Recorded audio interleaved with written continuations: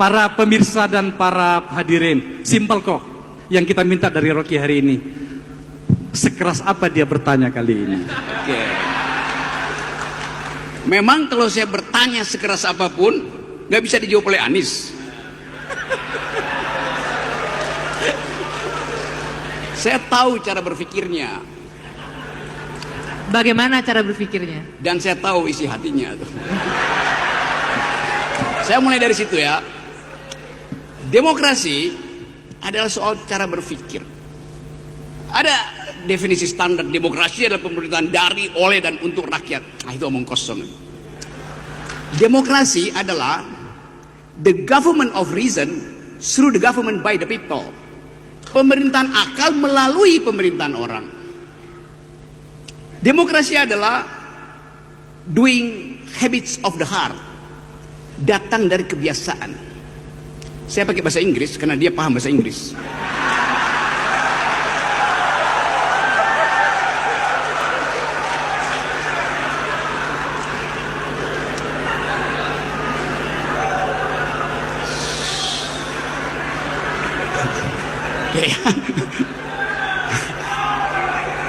Kenapa? Kenapa aku? Oke, saya lanjut. Ya, Anda saya tahu orang Makassar. Saya orang Manado. Kita disatukan oleh laut yang sama. Dan kita makan ikan yang sama. Dan ikan itu memang harus dimakan, bukan dihafal nama-namanya.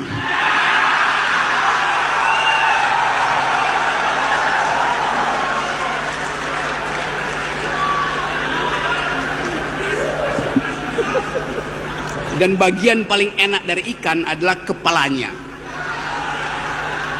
Karena kepala ikan lebih bergizi dari kepala negara.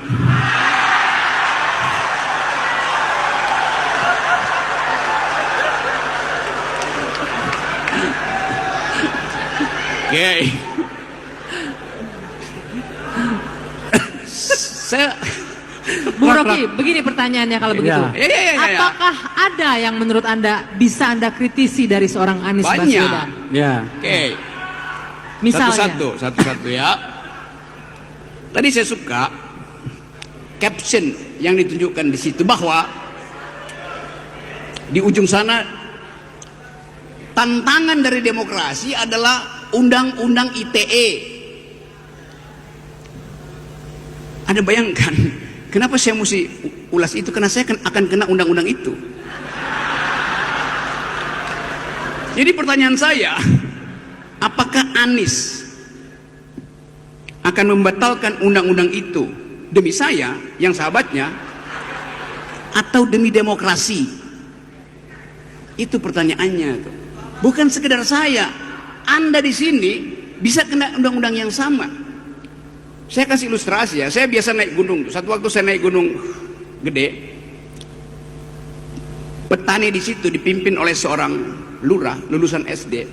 Dia bilang begini, Pak Rocky, kemarin ada orang pasang patok di kebun saya. Bunyinya, ini proyek strategis presiden. Maka mulai diinsinuasikan, kalian mesti pindah dari situ. Padahal itu mata pencarian mereka. Nanam singkong, nanam kol, nanam wortel. Jadi begitu disebut undang-undang ITE, panik rakyat itu. Disebut industri strategis presiden. Lalu dia bertanya ke saya, Pak Rocky, kalau saya foto orang yang lagi nanam patok itu, saya kena undang-undang ITE apa enggak? Anda bayangkan. Republic of Fear. Ini republik penuh kecemasan. Undang-undang ITE bisa menghantui petani di Cimacan, di Cibodas. Itu pentingnya kita bicara soal itu. Jadi demokrasi itu adalah jaminan primer tentang kebebasan untuk berpikir. Itu aja. Kebebasan berpikir menghasilkan kebebasan berpendapat. Nggak mungkin ada pikiran tidak diucapkan dengan pendapat. Nah, poin saya adalah kita sekarang dibikin dungu karena nggak mampu mengucapkan pendapat, karena akan dihadang dengan, kalau Rocky Gerung berpendapat mesti sopan dan santun. Saya akan sopan dan santun pada ulama, saya sopan dan santun pada orang tua. Saya nggak mungkin sopan dan santun pada pejabat.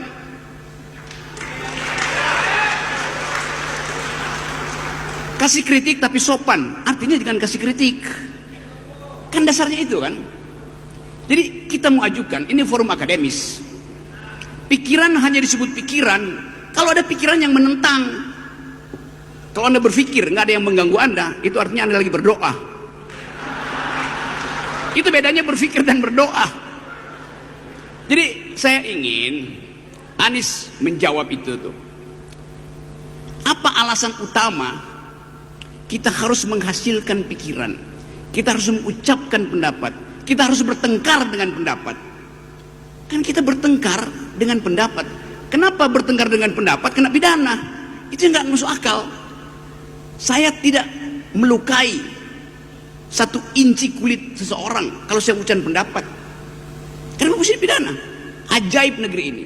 Mengucapkan pendapat adalah pidana. Tapi itu yang ingin saya tanya pada Anies, eksplorasi apa dasarnya, supaya bukan sekedar kita yang tahu, petani di Cimacan itu tidak lagi ragu untuk bahkan memotret orang yang lagi menanam sesuatu yang menghalangi pekerjaan dia tuh. Ini yang mesti kita sosialisasikan tuh. Nah, kita sosialisasikan ini di dalam upaya menghasilkan kembali demokrasi. Tapi hari-hari ini dianggap bahwa demokrasi nggak ada, yang ada dinasti. Padahal sebetulnya juga dinasti nggak ada. Karena dinasti itu darahnya biru, yang sekarang darahnya kotor.